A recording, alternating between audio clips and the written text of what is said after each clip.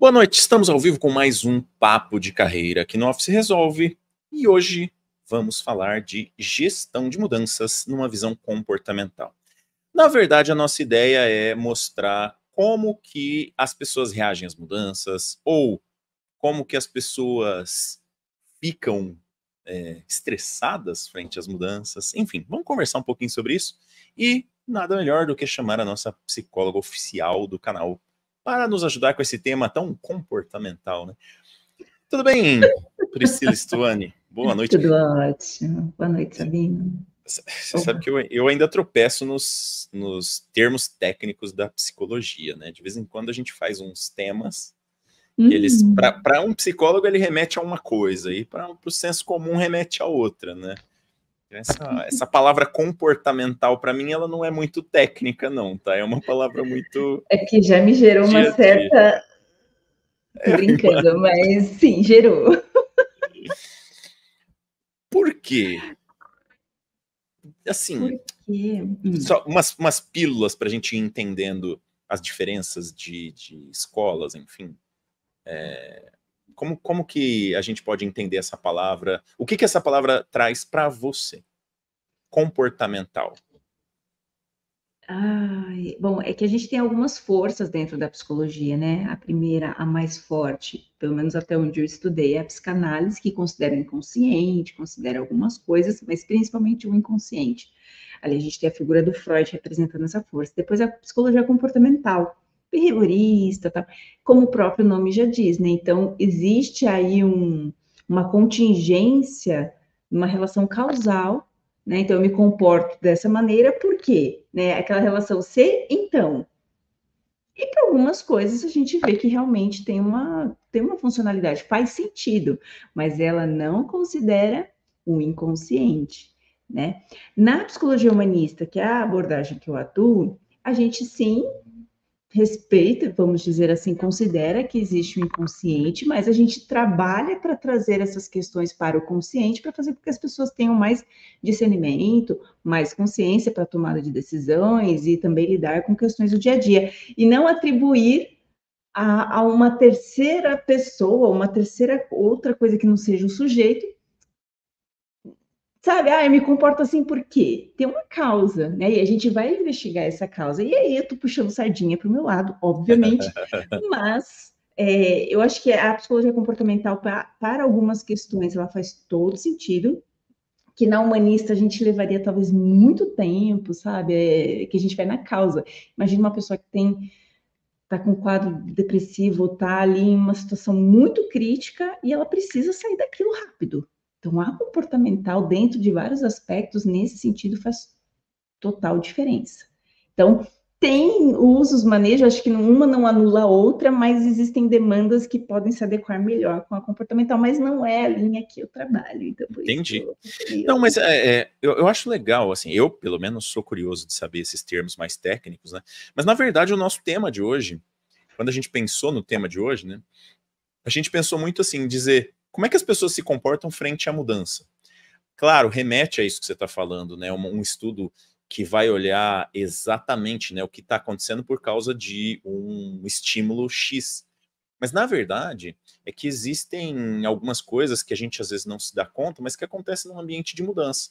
E aí, como o nosso papo aqui é papo de carreira, imagina que você está passando por uma mudança organizacional, mudou o chefe, mudou a equipe, mudou a forma de trabalho, o produto mudou, enfim, mudou alguma coisa. O que vai acontecer com as pessoas, né? O que as pessoas vão pensar por causa disso? Como que elas vão agir? O que vai acontecer? Então, o nosso papo gira um pouco em torno disso, tá? Acho que vai ser bem universalista aí para a abordagem psicológica. Daqui a pouco vou inventar uma abordagem nova. Inclusive, uma parte do... Eu já trabalhei esse tema aqui algumas vezes em cursos, né? E tem um dos conteúdos que eu usei para... Deixa eu mostrar aqui, deixa eu voltar, peraí. Onde que eu volto aqui, Sabino? Volta aqui, ó. Um dos conteúdos que eu usei para desenvolver esse tema foi esse livro aqui, do Daniel Kahneman, que inclusive faleceu recentemente, né? o Daniel Kahneman, ele escreveu esse livro, Rápido e Devagar, Duas Formas de Pensar. É um livro fininho que você pode ler rapidamente num final de semana. Mas assim, isso aqui é um best-seller, e inclusive tem muito conhecimento interessante aqui. E aí alguém pode falar assim, Sabino, você leu este livro quando? Nunca. Mas eu vou explicar. Eu comecei a ler. Só que aí eu ia fazer os conteúdos com o livro, achei muito legal, achei muito interessante. Eu comecei a estudar por resumos. Aí fui ver resumo, fui ver gente comentando o livro e tal, e acabei não lendo. Porque eu acabei pegando tanta informação, mas tanta informação, que depois quando eu pegava ele para ler, eu tinha um pouco de desânimo, porque o livro ele vai mais devagar do que você pega um resumo, né?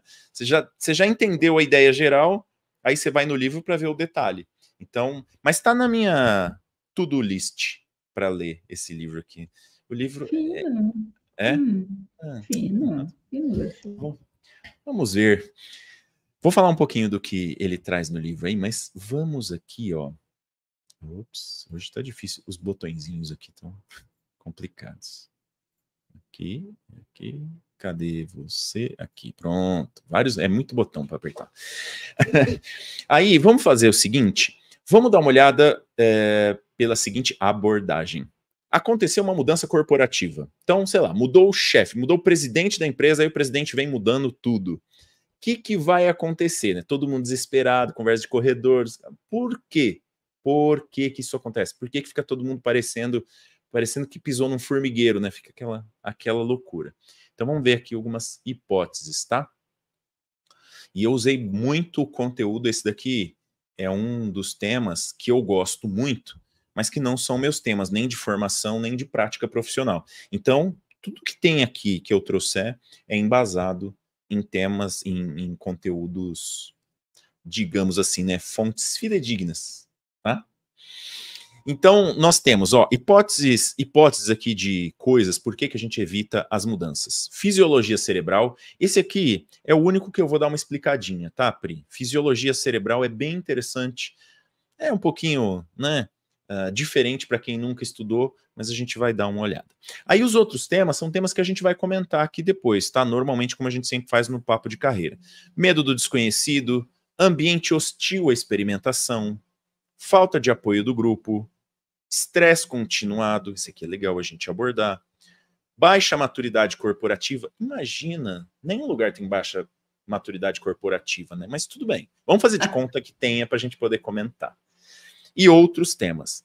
Então aí, minha ideia aqui, você quer fazer um comentário geralzinho? Porque eu vou dar uma passada aqui na fisiologia cerebral, vou explicar algumas coisinhas. Você quer dar uma passada primeiro ou falo primeiro sobre a fisiologia cerebral? Pode falar você primeiro. Então vamos. Vamos fazer o seguinte, eu queria, porque desses temas que a gente pôs aqui, eu acho que o único que é meio desconhecido é o tal do tema fisiologia cerebral. Então vamos tentar entender por que a gente resiste às mudanças, por que quando tem uma mudança, a gente costuma ter aquela primeira reação que é adversa, né? Primeira coisa, em estado basal é ao natural, né? O cérebro pode consumir 350 calorias em 24 horas. Isso é 20% do que costumamos gastar por dia. Então vamos pensar o seguinte, ó. 1/5 de toda a energia gasta pelo corpo é gasta pelo cérebro. Isso porque o cérebro não está correndo, não está levantando peso, né? Então, vamos pensar que isso daqui é uma quantidade absurda de energia que o cérebro utiliza em relação ao resto do corpo. E por que eu trouxe essa informação? Essa informação é importante porque o cérebro ele foi programado para poupar energia. Ele já gasta muita energia. Já gasta 20% da energia que a gente costuma gastar num dia. E aqui tem uma coisa interessante. O cérebro, ele não para, igual, por exemplo, quando a gente vai dormir, os nossos músculos, né? Eles ficam muito menos ativos. O coração bate mais devagar. A gente respira mais devagar, a gente gasta menos energia. O cérebro não.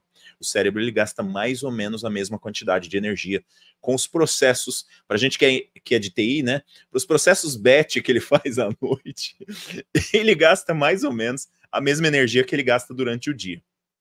Por isso também que ao final de 24 horas a quantidade de energia gasta pelo cérebro é bastante grande. Então vamos guardar a seguinte informação. O nosso cérebro gasta muita energia e ele é programado para poupar energia, tá? Vamos aproveitar aqui, ó. Enquanto isso, a Karina disse que está na minha lista de leitura também. Karina, vou falar que esse negócio de ter lista de leitura é meio chato, né? Porque a gente tem um backlog lá e para cumprir esse backlog é difícil, né? Mas eu tenho vontade de ler esse livro aqui, tá? Muita vontade. O nosso amigo Ibson Cabral aí, também conhecido como Pipoca Ágil, prestigiando a gente aí, belezinha, Ibson. Então vamos lá, ó.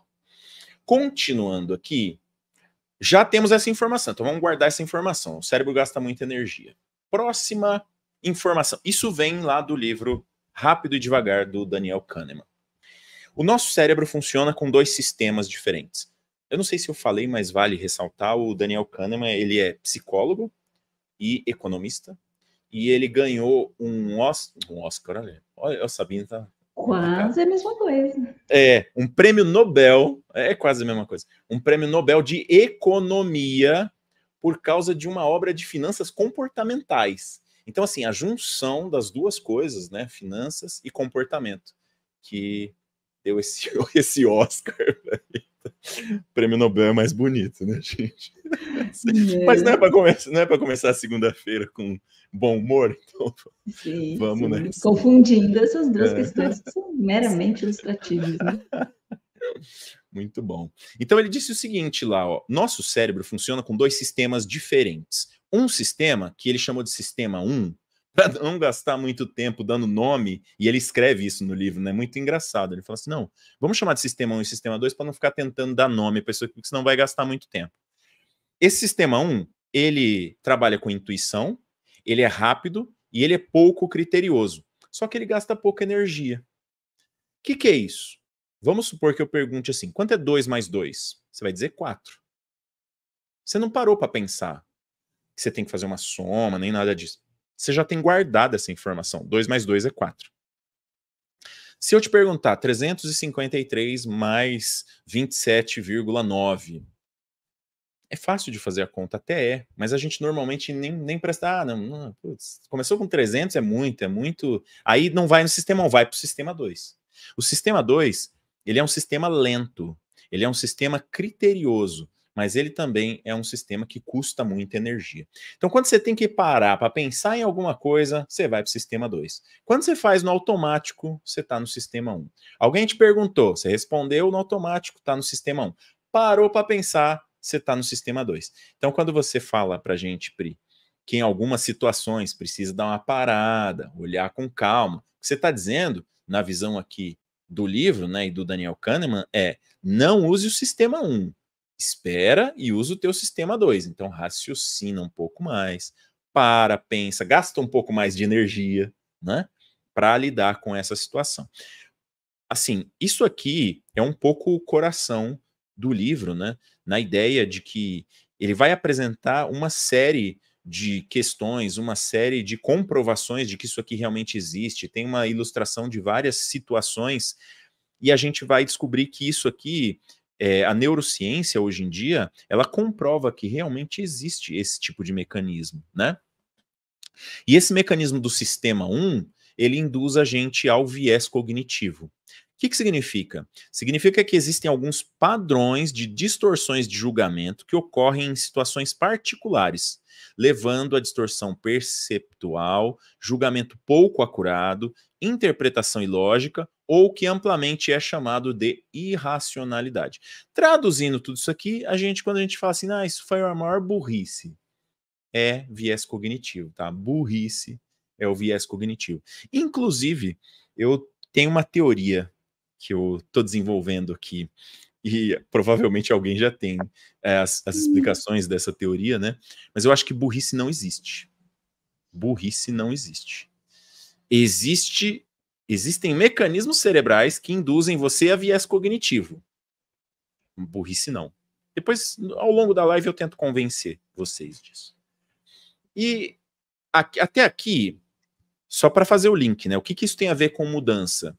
tem a ver que quando a gente age pelo sistema 1, a gente vai tomar decisões erradas. Então, você está num ambiente de mudança, agiu pelo sistema 1, você corre um grande risco de tomar decisões erradas que vão fazer depois que o seu sistema 2 tenha que ser ativado lá para resolver todos os problemas que vão originar disso. Para finalizar essa parte de fisiologia cerebral, eu trouxe aqui algumas coisas que podem melhorar a sua dinâmica cerebral.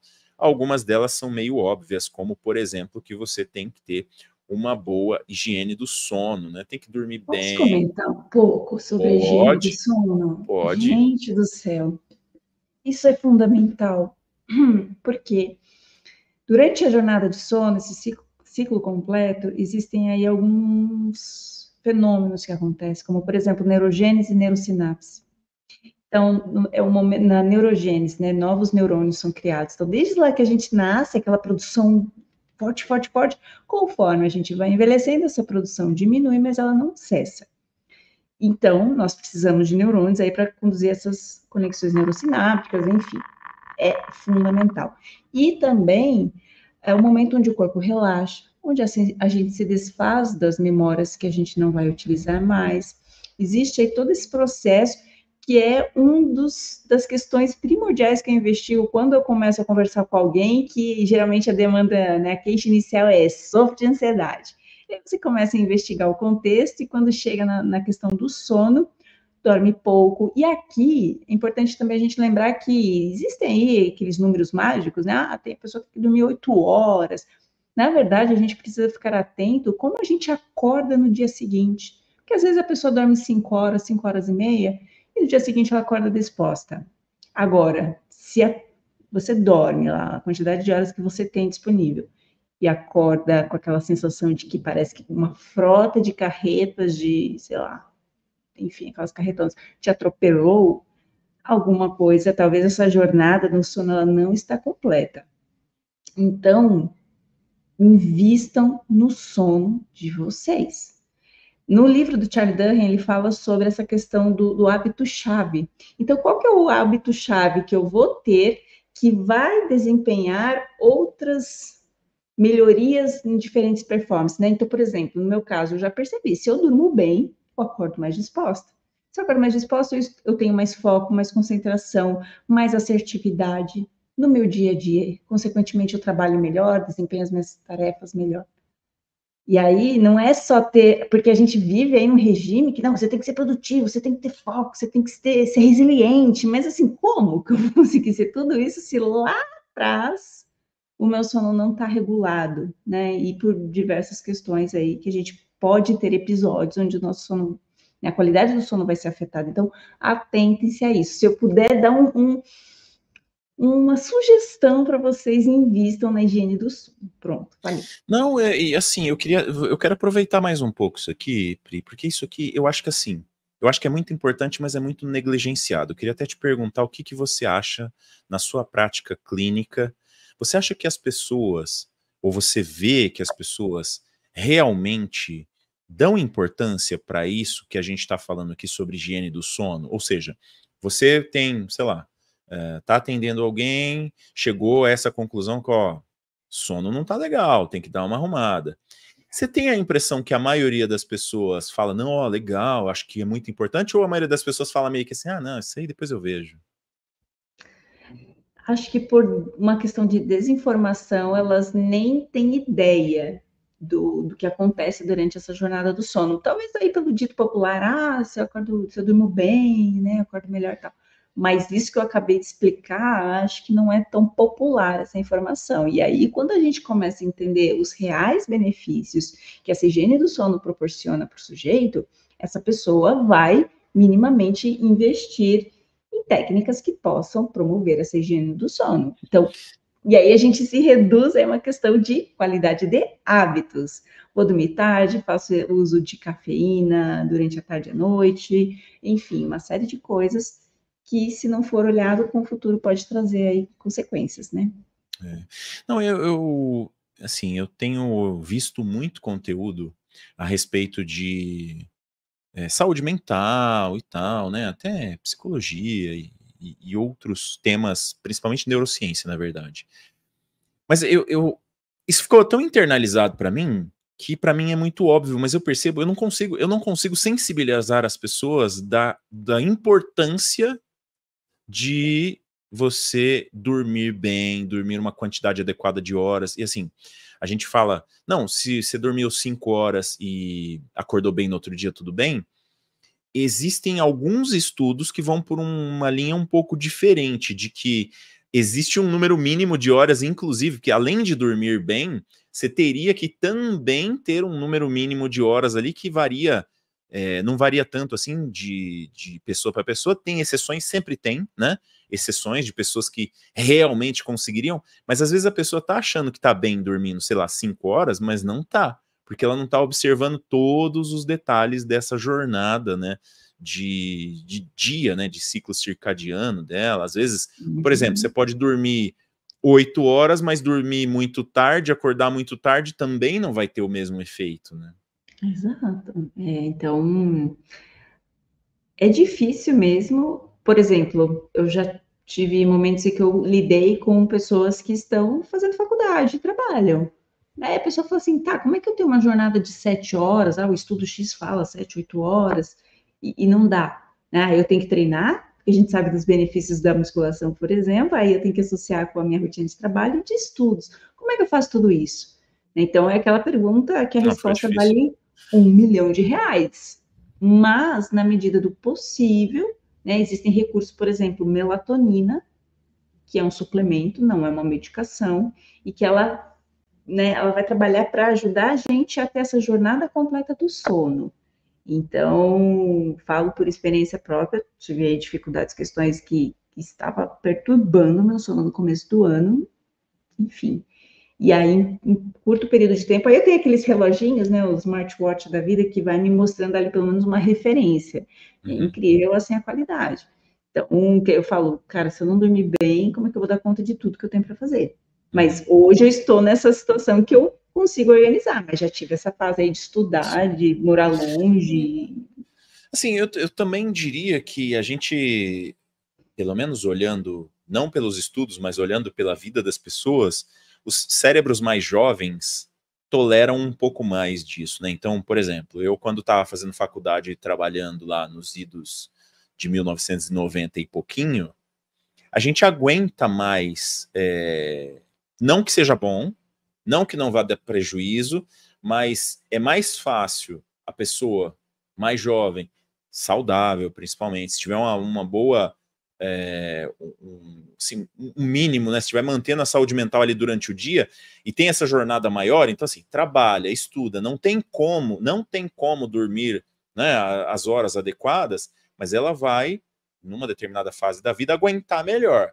Dependendo da fase que você tiver, ou dependendo do que você tem ali entre o seu sono, né, como que é o seu dia, talvez você não aguente. Então, eu sei que eu entendo, é complicado, a gente fala de vida moderna e tal, mas às vezes falta um pouquinho de vontade também na gente, né? De olhar, por exemplo, quanto tempo a gente está gastando com, sei lá, celular, rede social, outras coisas, né? Será que não dá, sei lá, para tirar um cochilinho durante o dia, em algum momento, entre o trabalho e a faculdade, ou até na faculdade mesmo, na hora que chega um pouquinho mais cedo, enfim. Às vezes dá para dar um ajuste e a gente não fazer uma alimentação mais balanceada, enfim. Só que eu já estou entrando nos próximos temas aqui. Acho que o mais importante aqui é a gente se conscientizar que isso aqui realmente é importante. Né? Quer acrescentar alguma coisa, Pri? Só um último comentário, né? Vai lá. Talvez, dependendo da situação atual de quem está vendo isso aqui, pode falar, poxa, maravilhoso, ciência apoia, eu concordo, mas hoje a minha rotina me impede. Então, assim, tenham isso como objetivo, porque Boa. imagina que você está fazendo uma faculdade, é 4 anos, 5 anos, ou vamos diminuir ainda por semestre. De um semestre, na verdade, são 4 meses, sabe? Então, foquem nessa divisão, porque senão a gente fica pensando lá no final do curso, nossa, né, não vou fazer mais nada, porque como assim? Só daqui 4 anos. Então, trabalhem com essas expectativas. Poxa, no período de férias, né? Nossa, eu adorava período de férias, porque era ali onde eu tentava internalizar novos hábitos. Porque quando começasse a rotina de novo dos estudos intensos, eu tinha ali uma referência para voltar. No meu caso, assim, não foi 100%, mas eu tinha como, sabe, olhar, meu, não vai ser 4 anos. 4 anos não é uma vida toda, gente. 4 anos são 4 anos. Né? Um Sim. semestre não é um semestre, são 4 meses. E É. isso ajudou a ver essa questão, porque senão a gente fica muito desanimada. Ah, a teoria é É. maravilhosa, mas na prática não corresponde. Não, e tem a questão que a gente tem falado muito aqui no Papo de Carreira também, que é se conhecer e saber assim, você tá nesse ritmo, você tá aguentando? Né? Esse ritmo é para você? Você tá fazendo uma faculdade à noite, trabalhando durante o dia, o trabalho é estressante. Esteja sempre pensando assim, isso é para mim? Tá funcionando? Eu tô conseguindo? Será que eu vou cair no meio do tempo aqui, não vou aguentar mais e vou perder esse meu esforço? Então, é bom também a gente ter essa consciência de estar sempre se avaliando, né? E se conhecendo para saber se está funcionando ou não. O próximo item, Pri, é exercício físico, né? Tem algumas pessoas. Eu ia fazer só de sacanagem, eu ia falar que tem umas pessoas que exageram no exercício físico. Fala na Não, cara, Sabina. mas, não, umas pessoas aí. Olha, Karina, eu sei que é marombeira também, tá? Então, É. ó, estamos em maioria aqui. Não, vamos, assim, a parte séria, né, que tanto o sono quanto o exercício físico é muito importante, inclusive para a saúde cerebral. Eu não estou falando saúde mental, eu estou falando saúde cerebral, porque o cérebro é o órgão físico que... Eu vou falar um negócio aqui que a neurociência diz que é assim, e algumas áreas da psicologia podem dizer que é diferente, mas assim, o órgão cérebro é o órgão físico que gera o que a gente conhece como mente, né? Então a mente é aquele nosso indivíduo, mas isso está sendo produzido por um órgão físico, assim como o coração bombeia sangue, o cérebro cria os nossos pensamentos, enfim.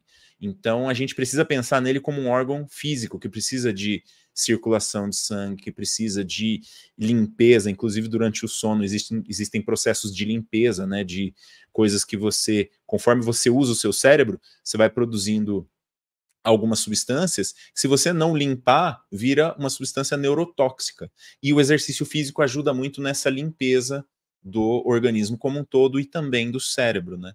Então, acho que é fundamental. Aí, se você quiser comentar um pouquinho, não sei se para você tem alguma diferença aí nessa. Porque eu sei que existe um debate ainda sobre o que é a mente, se a mente realmente é produto do cérebro, aí você pode até entrar em questões religiosas, espirituais, né, de outras pessoas que vão entender de formas diferentes, mas eu estou aqui olhando especificamente para saúde cerebral mesmo. Tá? Essa parte eu vou deixar para você comentar, porque não é muito a minha praia, então a chance de eu falar uma grande asneira é muito grande. Mas falando um pouquinho do exercício físico, pelo menos na minha experiência, eu tenho observado que além ali né, da produção de hormônio, neurotransmissores e né, serotonina, tudo que é de bom, tem uma questão também de trabalhar o foco, a concentração. Gente, uma coisa muito simples, contar séries, né? Quantas repetições eu fiz. Imagina ali, você está fazendo exercício com uma carga muito elevada, se você não prestar atenção, você vai se machucar, né? Então, o cérebro, o sistema límbico fica ativado, né? Não que seja uma ameaça, um leão que pode surgir da mata enfim, pode ser alguma coisa, mas é um momento de tensão que a gente precisa prestar atenção. Então, naquele momento, eu não estou pensando nas coisas que eu tenho que fazer ou na que eu tinha que ter feito e não fiz e me cobrando. Eu estou ali presente. Então, eu vejo a musculação também como uma ferramenta para a gente exercitar esse treino de onde a nossa mente está indo. Porque muito provavelmente vocês já devem ter passado por episódios em que vocês falam, nossa, talvez estou ansioso ou ansiosa. Só um minuto. E o que é essa ansiedade, né? É quando a gente não consegue ter o controle ou lidar com as demandas que essa mente está gerando. Então parece que a gente está ali, sabe, assistindo a vida passar. porque a gente não entra no looping, e exercícios físicos podem nos ajudar a treinar esse foco, essa concentração e essa atenção. Então, era só isso que eu tinha para compartilhar, e assim, quem é exagerado é você, Sabina. Infelizmente, ultimamente não. Eu tenho, inclusive, feito menos exercício físico do que deveria. Mas, não, mas é engraçado, né? Foi inocente, tá? Não fala das pessoas. É umas pessoas aí. Pri, é umas pessoas aí, lá. É porque já é um hábito para mim, então assim, Claro. não veja como Não, exagero. assim, no final das contas, o exagero não é a gente, por exemplo, ir à academia todo dia, não é isso que é exagero, né? Exagero é a gente deixar de fazer outras coisas, fazer só exercício físico e, por exemplo, uma coisa interessante, atletas de alto rendimento, o exercício físico para eles não é saudável. Tanto é que atletas de alto rendimento, por exemplo, jogador de futebol, ginasta, não sei o quê, tem várias lesões, várias cirurgias durante a vida. Por quê? Porque isso sim é um exagero, né? Mas entre exagero ou sedentarismo, eu acho que o exagero ainda é melhor, tá? Mesmo que você for pensar num jogador de futebol, ele chega no final da vida normalmente, com várias cirurgias, com vários probleminhas, lesões, não sei o quê, mas talvez seja melhor ainda do que levar uma vida sedentária, né? Então a gente tem que olhar. Eu acho que são esses dois itens aqui, acho que são dois itens que a gente tem que olhar com muito cuidado. Uma outra coisa que me parece também, e eu era dessas pessoas, falava assim, não, eu durmo pouco e tô bem. Ah, fiquei um tempo sem fazer exercício físico, mas eu tô bem.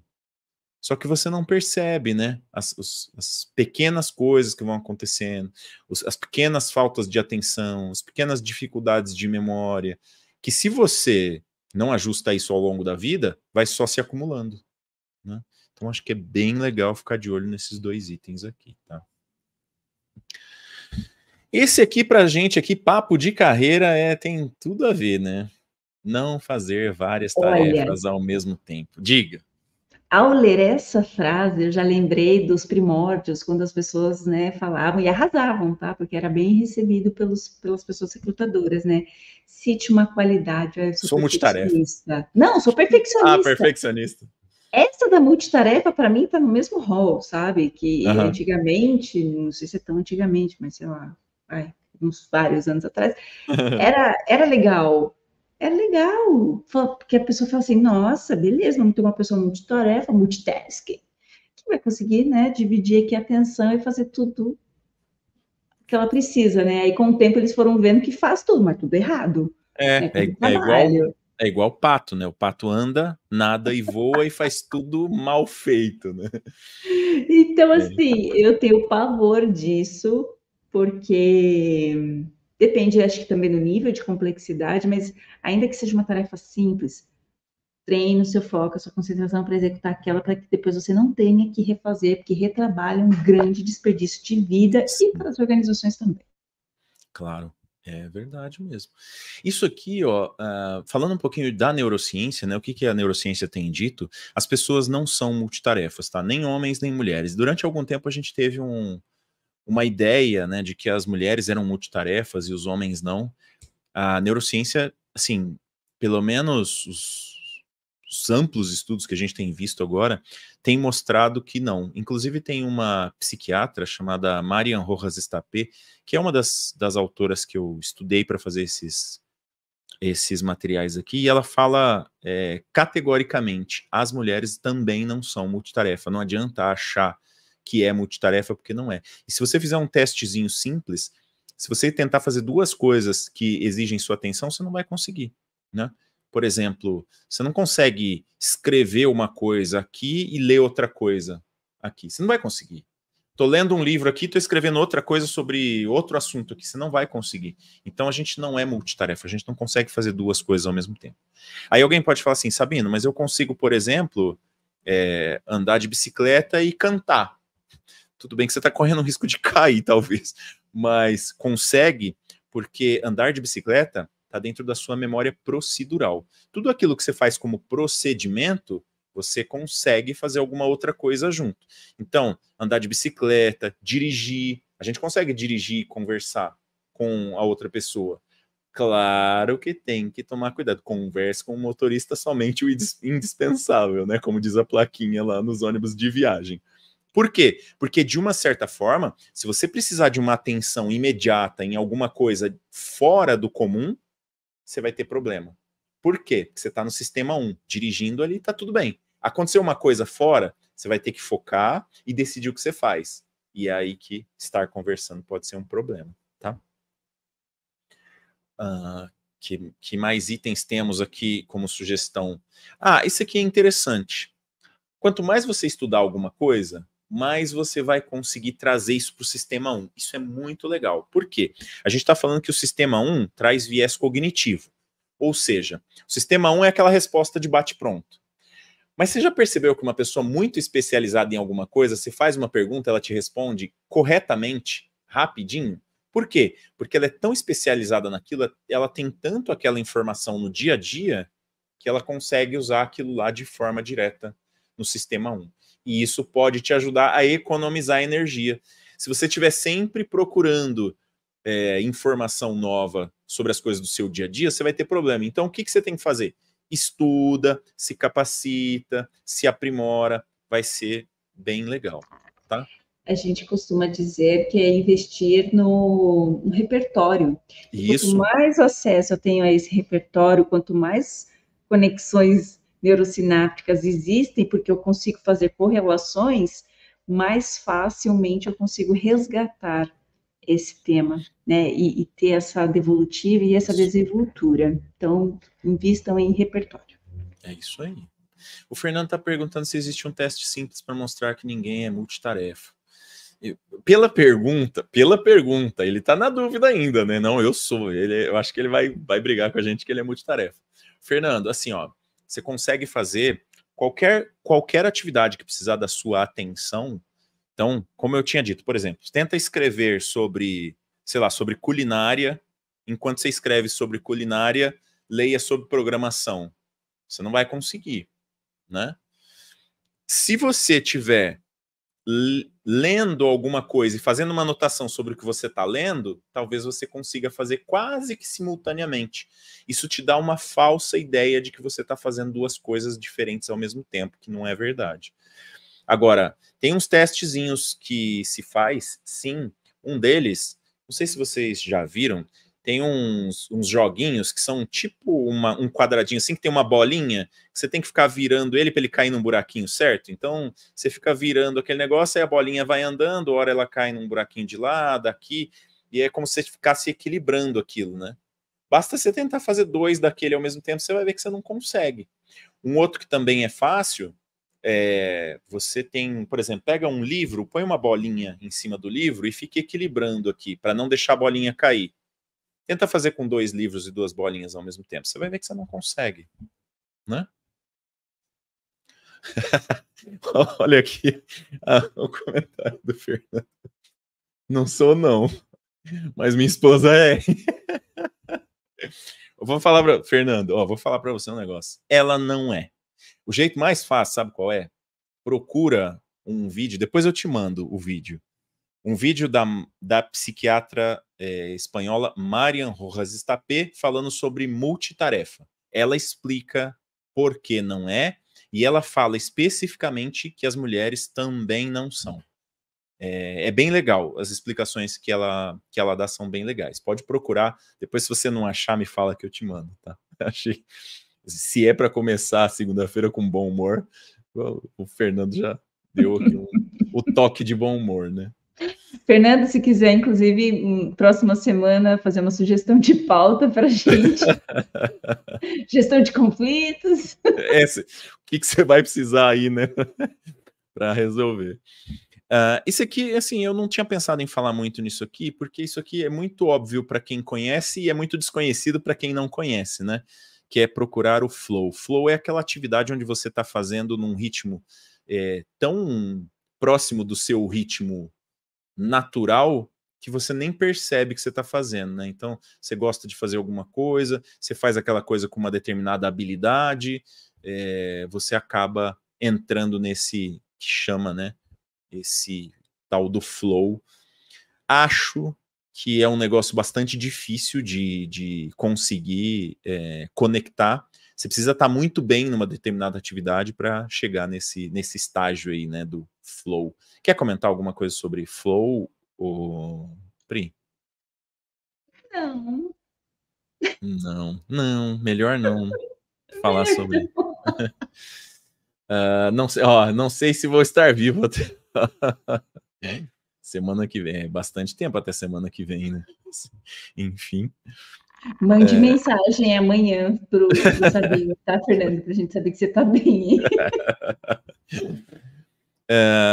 Isso aqui tem um pouco a ver com o flow também, né? Desfrutar ao realizar as suas tarefas. E eu acho que isso aqui é uma arte. Vamos dizer que você está trabalhando lá e você está sempre sendo pressionado pelo resultado, sempre sendo pressionado pelas metas. Você teria que conseguir, né? Ou tentar, pelo menos, desfrutar a realização da tarefa. Não só o resultado final, mas também a realização das tarefas. Isso aqui eu acho bastante complexo, tá? Conseguir desfrutar a realização. Normalmente a gente está vendo sempre o resultado, né? A gente está Mesmo vendo e está sendo porque, cobrado. exato, e mesmo porque, né, tem zilhões de atividades importantes, de tarefas, de entregas, e aí, né, parar para contemplar, não sei o nível dessa contemplação, mas, né, e aí às vezes é um trabalho que você faz com outras pessoas em conjunto, então assim, Não, nesse caso, Pri, não é nem a ideia de parar para contemplar, é mais uma ideia assim de você conseguir entender que você deveria aquela frasezinha enjoy the way, né? Curta o caminho. Eu tenho que fazer uma tarefa para entregar daqui 2 dias. Mas se eu ficar, durante o tempo que eu estou fazendo essa tarefa, só fazendo a tarefa desesperadamente para terminar, eu só vou desfrutar na hora que eu entregar. Mas a ideia seria assim, tá bom, o que que eu me divirto ao longo desse caminho, né? O que que eu posso aproveitar da tarefa que eu estou fazendo? Aí vamos dizer assim, uma coisa é, a gente trabalha normalmente, eu vou ser honesto, porque eu já falei isso aqui algumas vezes, eu vou falar de novo. Normalmente a gente trabalha para pagar boletos. A gente não trabalha, não é a maior parte das pessoas que trabalha por diversão, ou porque gosta, ou trabalha na profissão que ama, enfim. Isso, assim, é legal, é bonito, mas a maioria das pessoas não são assim. A maioria das pessoas trabalha porque precisa do salário ao final do mês, né? E com isso, né, isto posto, às vezes a gente tem que aprender a gostar daquilo que a gente está fazendo. Então, acho que a ideia aqui, ó, aprenda a gostar do que você faz, pelo menos para que fique mais leve, né? Não fique tão pesado assim o dia a dia, né? É um pouco por aí. E a última, eu pus aqui, mas acho que não precisava nem pôr, né? Manter uma boa alimentação. Talvez nosso desafio diário aí, né? Não sei para todos, né? Algumas pessoas têm mais regra, principalmente quem vai mais na academia, acho que tem mais cuidado com a alimentação naturalmente, né? Porque você está num ambiente que tem esse cuidado com a alimentação. Mas quem não está num ambiente, né, mais fitness, costuma ter uma briga diária para manter uma boa alimentação, né? gente, estratégia, tá? Estratégia. E costumo dizer também, claro, um dado muito de experiência, que ter essa alimentação regulada, ela contribui aí uns 70, 80% do processo de emagrecimento e de qualidade de vida. Porque às vezes as pessoas acham que a parte mais difícil é ir na academia e treinar. Essa é a parte mais fácil.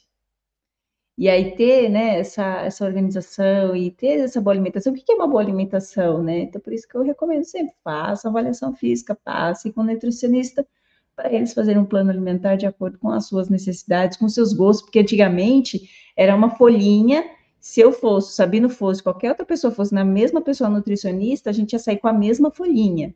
E aí a galera da nutrição viu que isso aí não é efetivo, ou dietas extremamente restritivas. Então, hoje tem uma conversa muito boa no sentido de assim, o que, que você não abre mão no seu plano alimentar e o que, que você não suporta. E aí eles fazem um plano para quê? Para facilitar essa introdução alimentar e essa organização. Então, não é algo de um bicho de sete cabeças, às vezes, por vezes é difícil, mas, por exemplo, eu trabalho com um coach que ele tem um método de segunda a sexta é regradinho, sábado e domingo é livre. Só que aí, assim, não tem aquele jacar, sabe? Ah, vou dar uma jacada aqui, porque O final de semana já é, já acaba. porque na segunda-feira você vai ter que dar conta, entendeu? E daí eu fico com preguiça, falar, ai, não, aí eu vou ter que fazer, sabe? Ah, Enfim, entendi. Mesmo assim, mesmo sendo livre no final de semana, normalmente você acaba mantendo, porque senão vai dar muito não, mas trabalho depois por para. exemplo, eu adoro tomar café da manhã na padaria. Pô, sábado e domingo é café na padaria. E aí o resto eu faço normal. Mas o café da manhã eu não abro mão. Então a Mas o semana seu toda, café da manhã na padaria é uma fruta, um queijinho branco? nada. Café com leite e aqueles pão de mandioquinha, ou pão de mandioca, ou pão com manteiga, assim, chapa assim, ó, com 3 passadas de margarina, ou manteiga.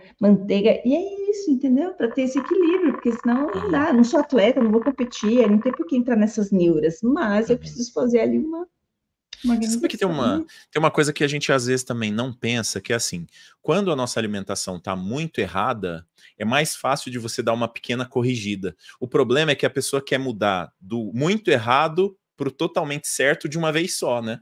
É muito mais fácil ser assim, vai tirando os exageros. Então, assim, você já sabe, você já consegue saber. Ah, eu como doce, sei lá, em todas as refeições, como doce o dia inteiro.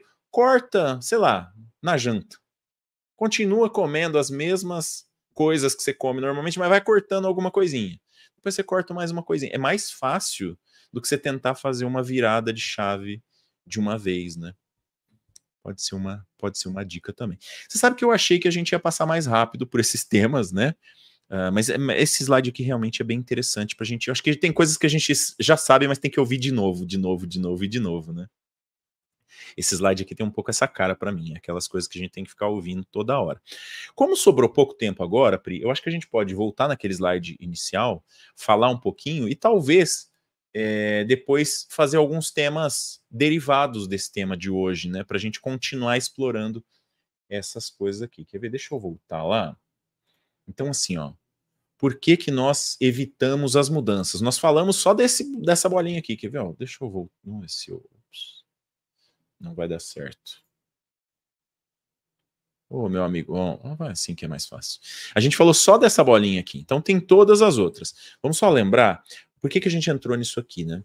Tem uma mudança corporativa, mudou seu chefe, mudou o jeito de trabalhar, mudou a metodologia, você vai passar, ou a maioria das pessoas vai passar por um momento de tentar evitar essa mudança.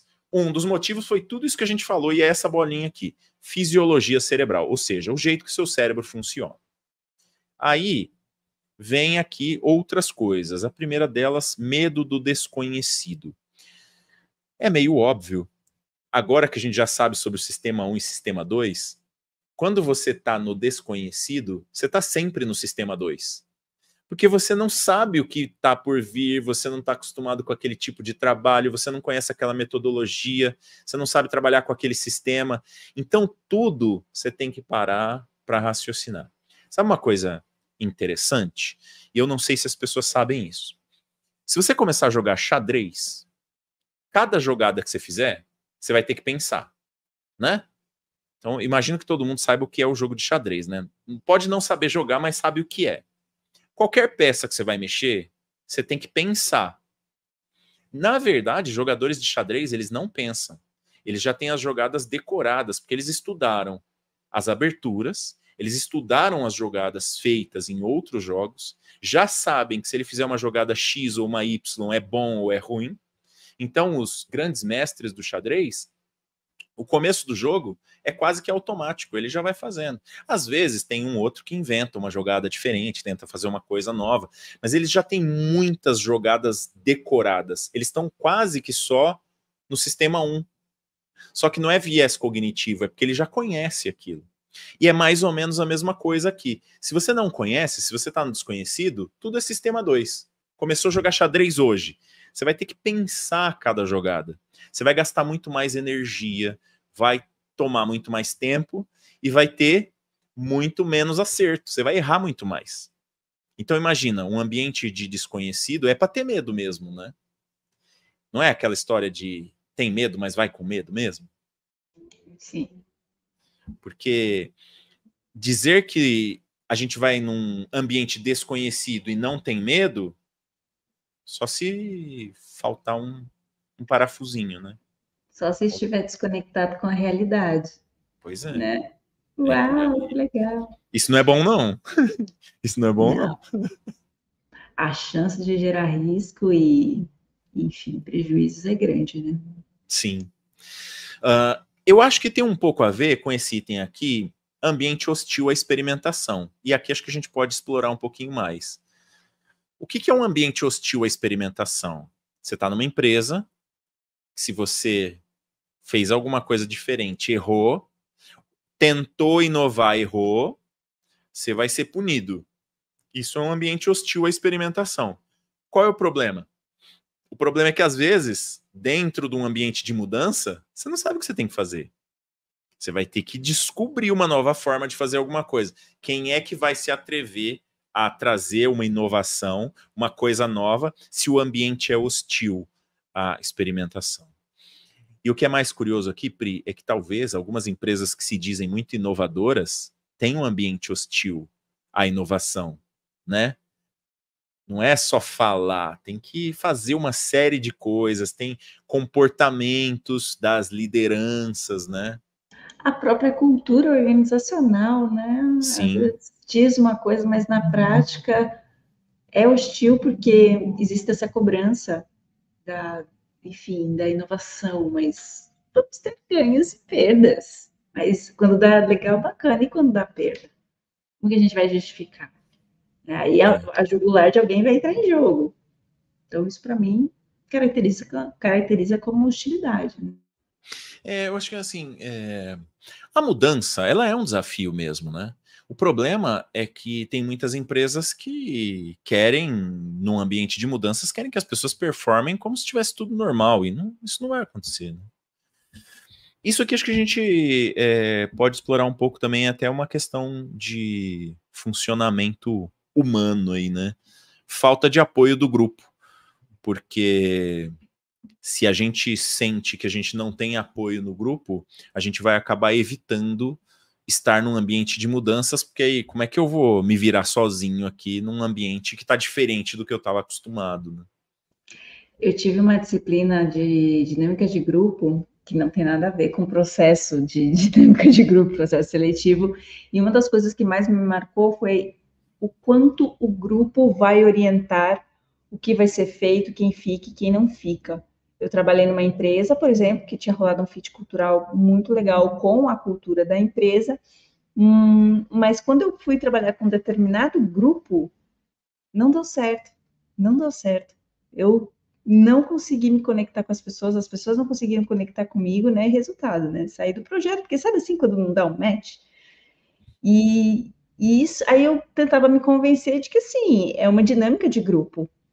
Cada um tinha o seu papel, né? Ali as coisas muito bem estruturadas e por alguma razão eu não me encaixei. Então, isso não significa que eu não seja boa profissionalmente ou que não entenda daquilo, mas o grupo não aceitou, né? E talvez até de uma forma inconsciente, mas aí a gente começa a observar alguns comportamentos e, poxa, ok, não rolou. A famosa química, não rolou.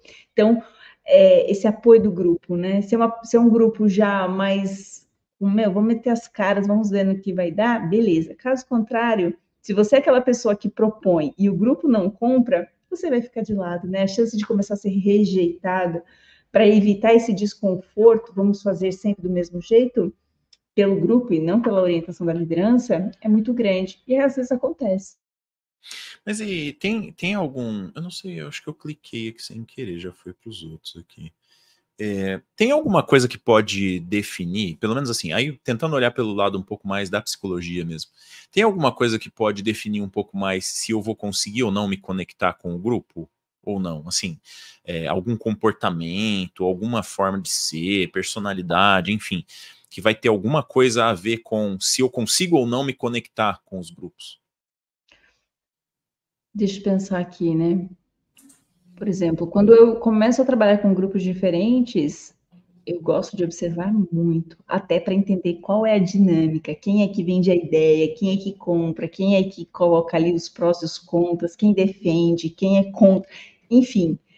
para já não chegar ali numa posição de querer mudar toda essa dinâmica que não dá.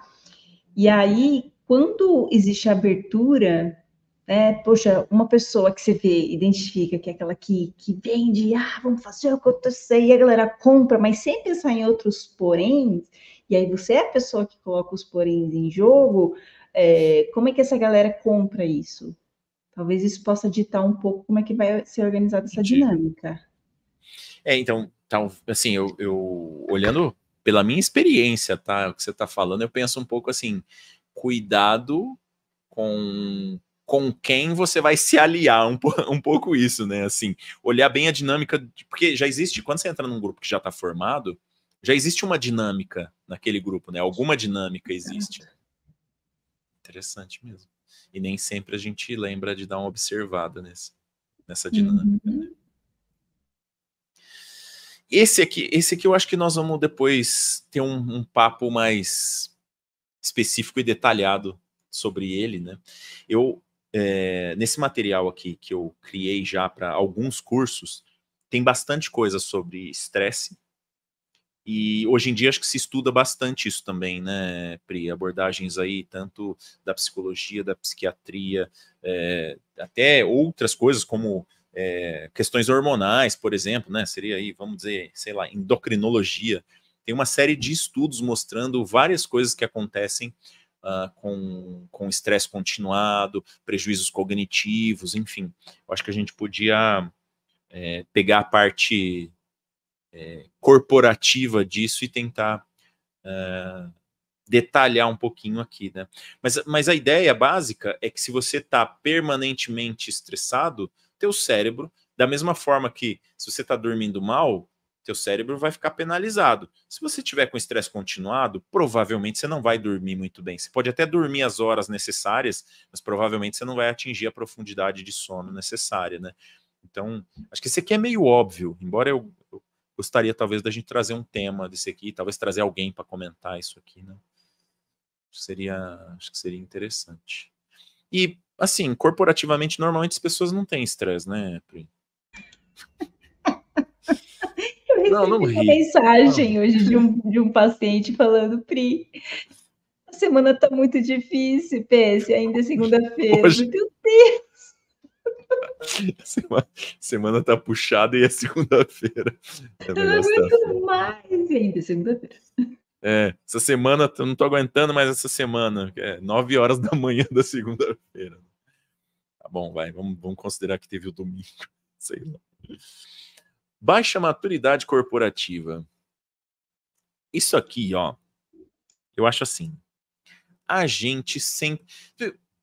O que você acha? As pessoas normalmente se acham maduras e os outros são imaturos, não é um pouco assim? Quando a gente fala de maturidade corporativa, quando a gente fala, sei lá, de estar preparado para fazer um determinado trabalho, eu tenho sempre a impressão de que a maioria das pessoas acha que o problema é sempre o outro, né? Não, Ai, eu adoro. aqui tem uma baixa maturidade corporativa, mas são eles, eu não. Adoro, porque é o famoso a pessoa não se enxerga, tá?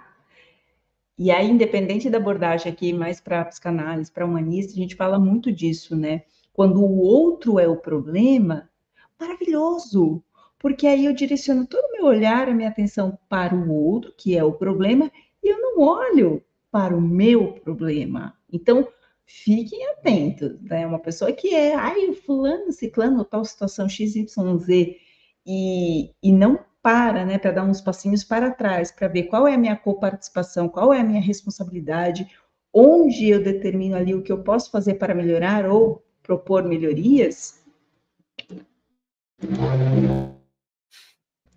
Patrocinador da moto. É complicado. Então, assim, esse falar, a rádio peão, né, coisas que a gente já trouxe aqui, é um indicador dessa baixa maturidade, né? E não só corporativa, pessoal mesmo, né? Que se reflete no ambiente corporativo. Também. Não, isso é engraçado, porque a gente fala maturidade, às vezes dá uma ideia de que é uma coisa que tem a ver com a idade, né? Não necessariamente, né? Não necessariamente, principalmente no ambiente corporativo. aqui, assim, a gente teria outras coisas para comentar aqui, mas acho que, ó, acabou ficando em cima do nosso tempo, né?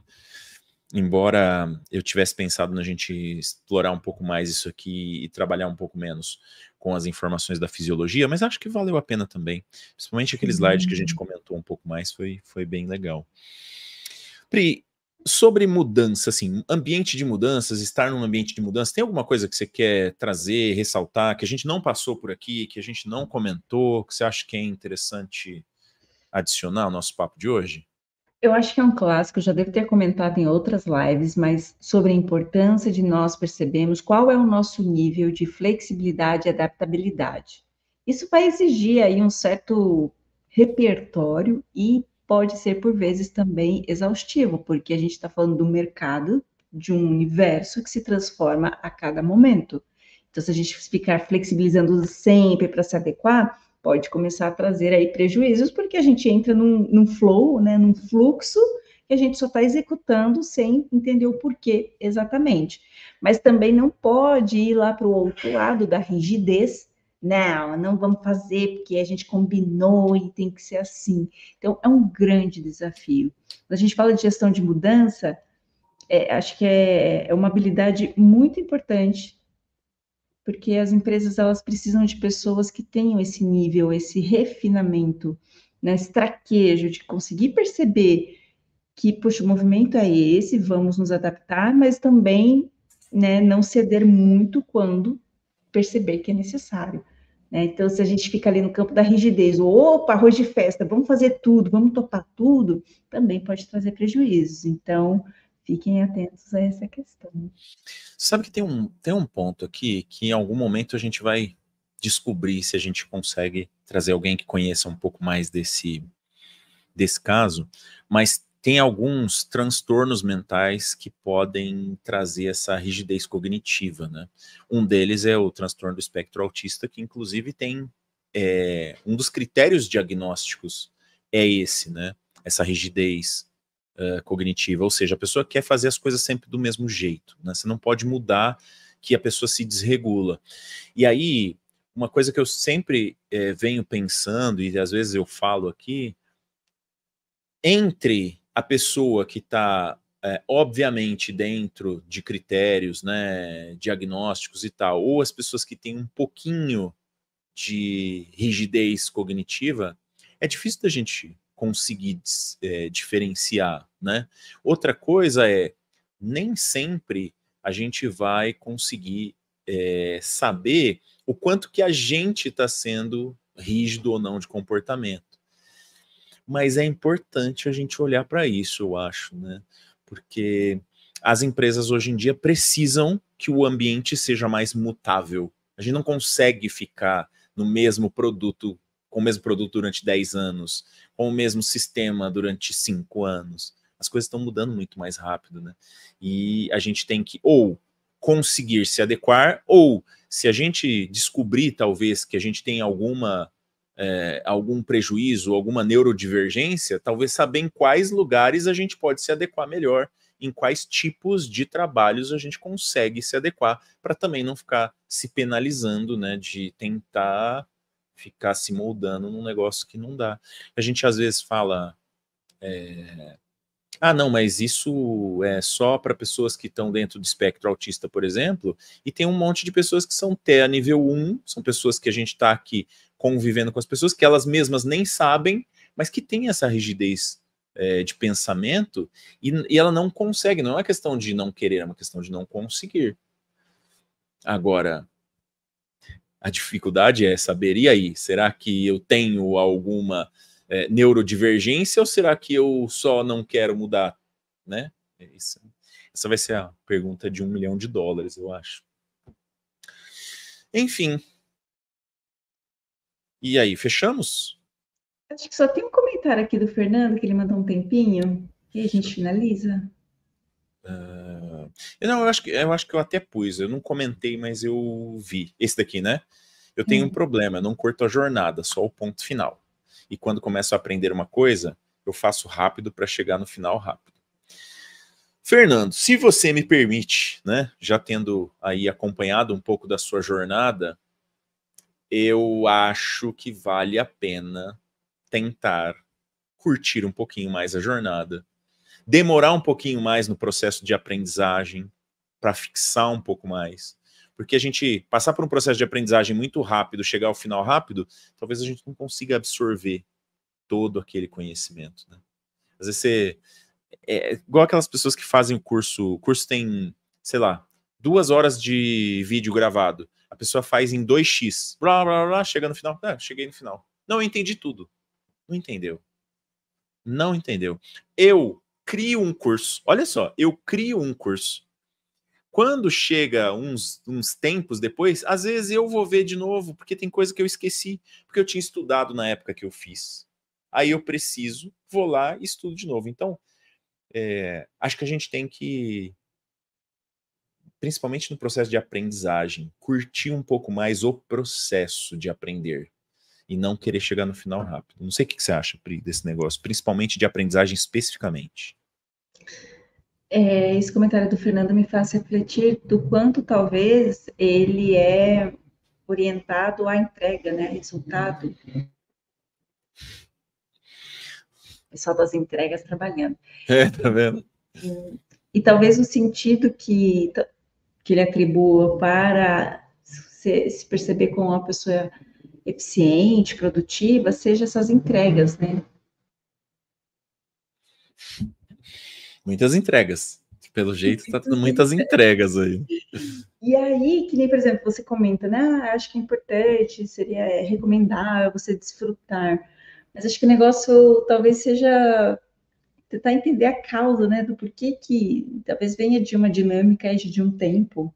E aí tem as crenças que a gente vai atribuindo, né? Poxa, se eu entrego mais, posso ser visto, por exemplo, como uma pessoa mais assertiva, mais produtiva, e uma série de coisas.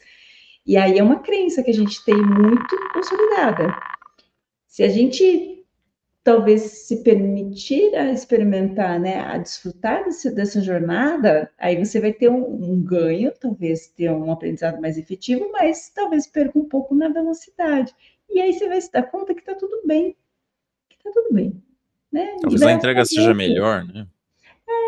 Mas é que me chamou a atenção, porque às Não, vezes eu claro. recebo demandas assim no sentido da pessoa, não, eu só faço, a pessoa não consegue parar para respirar, porque ela está fazendo, né? E às vezes muito disso talvez é um indício de que talvez tenha alguma questão ali que a gente precisa olhar, e o fazer não deixa a gente olhar, porque a gente está ocupado com outra coisa. Então, fazer, talvez é o sintoma de que algo precisa ser muito revisto. É isso aí. Muito bem. Ó, acho que cumprimos aqui o nosso roteiro. Eu acho que talvez, como sempre, a gente dá uma fugidinha do tema para ser papo de carreira, porque a gente tem que dar uma fugidinha do tema e tá tudo bem. Se vocês que estão vendo, mesmo que seja depois vendo o gravado, quiser deixar sugestões de temas, coloca nos comentários pra gente. Não esqueça de curtir o vídeo, compartilhar o vídeo, se inscreve no canal, todas aquelas coisas, né? A gente costuma dizer que é o combo de mendicância do youtuber, né? Essas coisas todas, ou também nas outras redes sociais, e ajuda a gente a fazer cada vez o papo de carreira mais ok para todo mundo, sugerindo temas, sugerindo conteúdos, sugerindo talvez pessoas para serem entrevistadas, e a gente vai produzindo aqui e aprendendo juntos. Belezinha? Pri, obrigado mais uma vez por mais um papo de carreira entregue. Até semana que vem, obrigado por todo mundo que participou. Se você estiver vendo gravado, não esquece, deixa um comentário pra gente aí, ó, tô vendo, achei isso, achei aquilo. É interessante porque a gente lê depois também e vai se falando. Até semana que vem, até o próximo Papo de Carreira.